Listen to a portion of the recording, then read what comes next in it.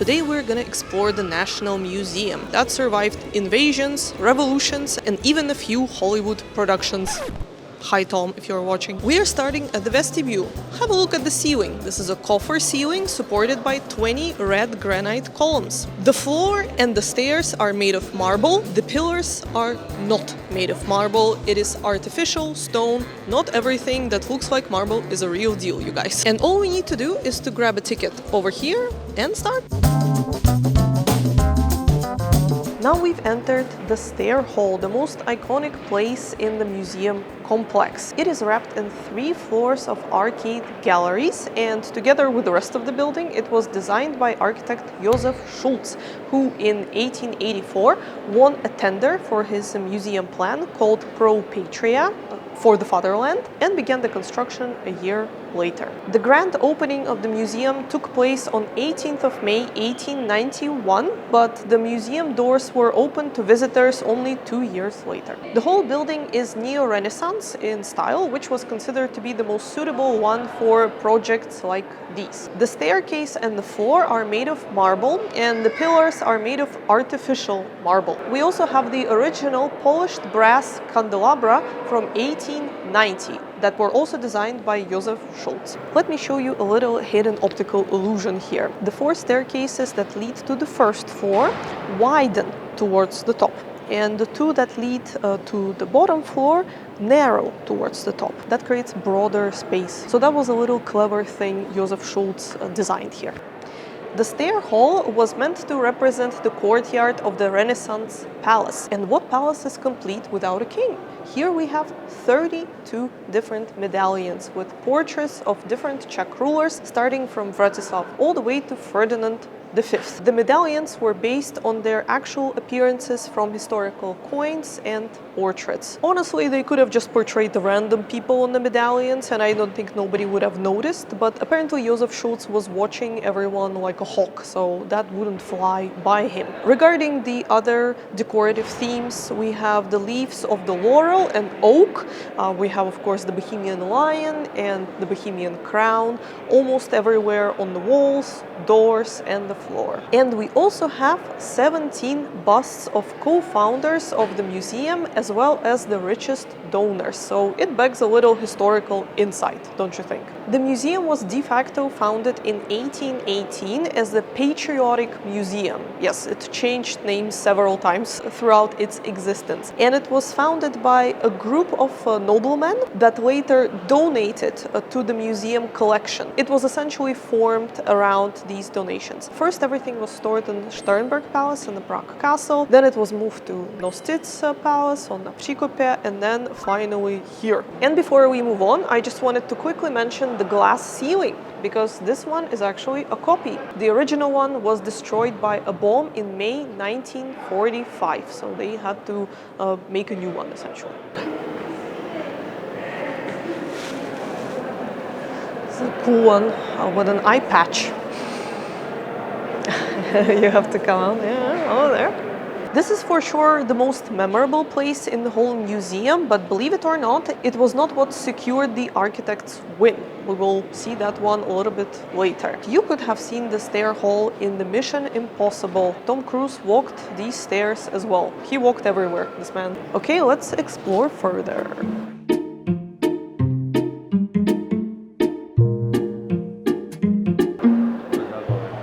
That's Karlstein, and we've actually visited it before on our channel.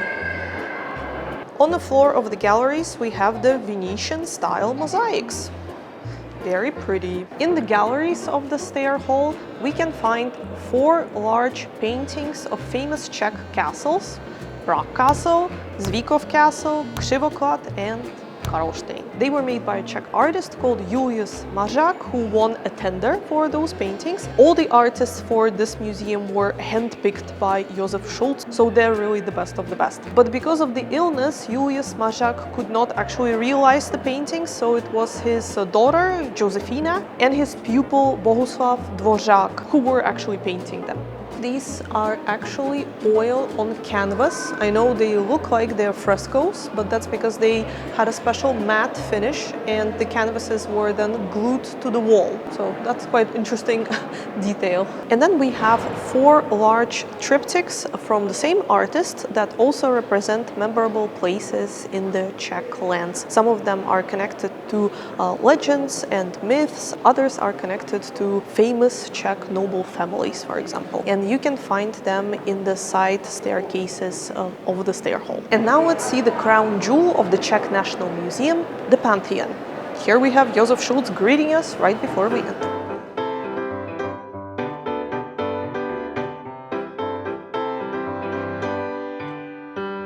This is the reason why Josef Schulz won that tender for his museum plan, because he did not just create an exhibition hall where minerals would be displayed, he built the temple of science and wisdom. Pantheon, of course, refers to the temple of all gods, and that comes from antiquity. But I'm gonna return to gods who live here a little bit later. Let's first discuss the design. First of all, we have the allegory of Czechia looking at us from above. The dome is 22 meters tall.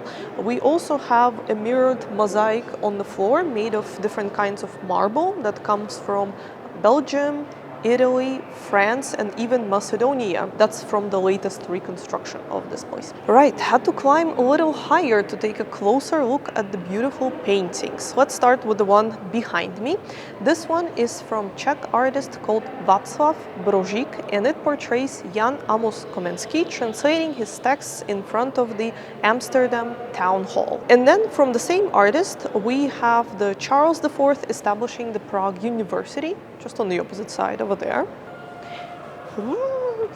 And then we're right next to exhibition hall, so if you hear some animals, don't worry, I'm not in danger. Let's have a look at this one.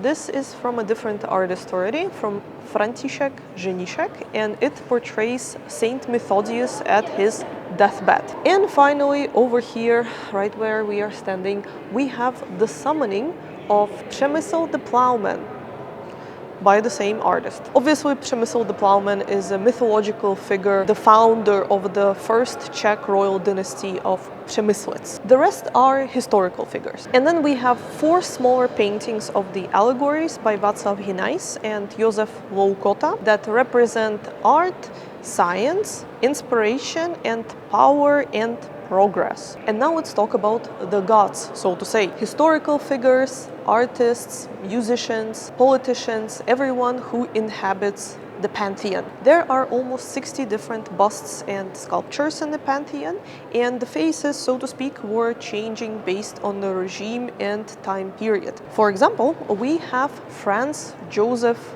right over here, and across the hall we have his wife Elizabeth of Bavaria, also known as Sissi. These busts were taken down in 1919 when Czechoslovakia proclaimed its independence from Austro-Hungarian Empire. But they were returned in 2018, almost 100 years later, and I think for a good reason, because Franz Joseph personally donated about 10,000 forints, or gulden, I think it was called back then, to the museum construction, which is an equivalent of about 45 million Czech crowns today. Fun fact, the whole building costs about 2 million back then. In nowadays money, it would be 100 billion Czech crowns. And if you see a little wind blowing in my hair, that's because this is a ventilation slash heating shaft, and it's just made in this artificial kind of fireplace, which is quite cute. If you happen to be Czech, or maybe you're a history buff, you probably recognize some of the faces in the Pantheon, for example, Jan Hus, or first and second presidents of Czechoslovakia,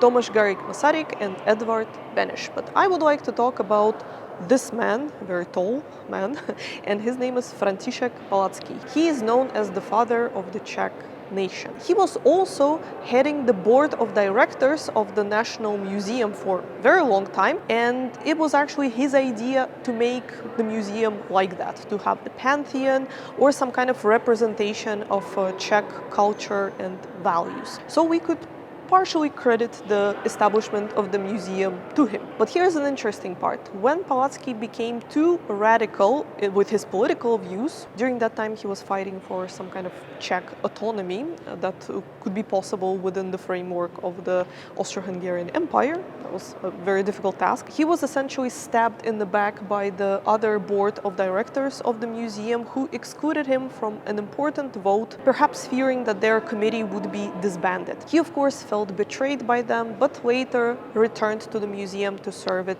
once more. But that's not it, guys. Here's the crazy part. When Franciszek Palacký died, his brain was taken out, embalmed, and displayed here in the Pantheon. And later, they hid it in the wall in a black box. I'm going to show you where exactly it was.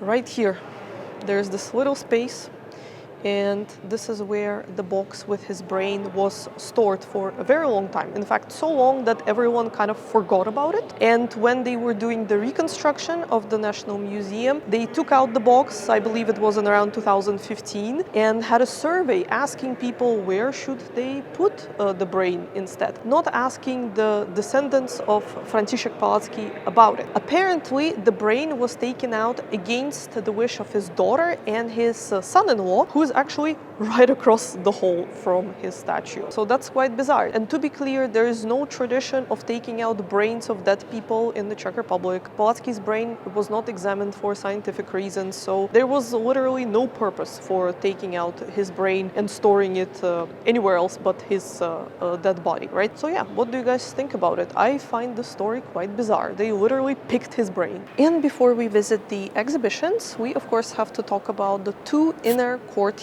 of the National Museum that are serving different purpose nowadays. Originally, Josef Schulz planned them so they can let in a lot of natural light into the exhibition halls, but as you can see, the windows inside are covered now because people who work in the museum are trying to protect the artifacts from the natural UV light. So the courtyards do not serve their initial purpose. They even roofed them because originally they were outside, basically. On the walls of the courtyard, you can find graffito, which is a very old decorative technique of layering different plaster and scratching off the top layer while it's still raw. Josef Schulz actually had a lot of experience with graffito because once he renovated Schwarzenberg Palace in the Prague Castle district. That was probably a nightmare, but I guess he just really loved his job. Nowadays you can find cafes here, so if you're looking for a good crème rolle, this is the way to go.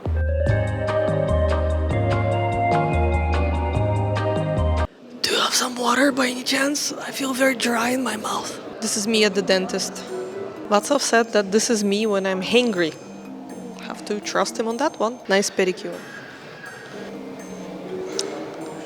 Who runs the fastest? We have cheetah, reindeer, bison, a bear, mole rat, and finally me. Just read that lemurs are going extinct because rich people eat them. Can you stop? Should we talk about the mortgage?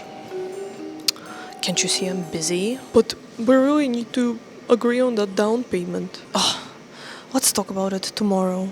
Guys, don't argue, guys. Please stop arguing. So I just came up with my own designer line. As you can see, I'm showcasing some pretty good accessories right now. For example, this leather bag. It's 100% real mammoth leather. Very expensive. And then check out my shoes. These shoes were $300, or wait, I don't know what's dollars, but they were very expensive as well. And my necklace, my husband got it for me. Do you have a husband? And if geology is your thing, you're really gonna dig it here. Please don't throw stones at me for my puns. Okay, I'm gonna stop. This one really rocks. Am I just hungry, or this one really looks like chocolate? Perhaps I should cut down on sweets, otherwise I'll be phosphatty. What are those? But seriously, what are those? Does anyone know? Let me know in the comments. Look, this is a meteor. It's pretty small. Why is everyone scared of them so much? They're so small. They're gonna do nothing to you. They call it a Ferrari in the world of carriages. I mean... How much of horsepower does this one have?